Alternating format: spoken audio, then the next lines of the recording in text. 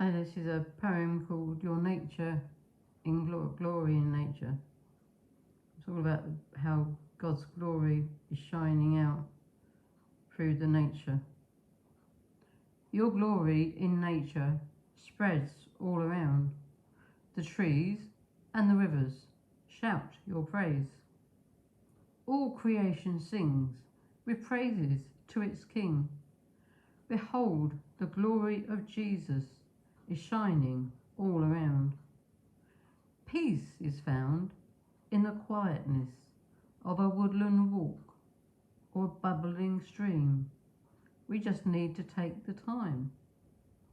Your beauty shines through the flowers, multicoloured and unique, each petal precious to the Creator's hand, rooted into the Saviour's care.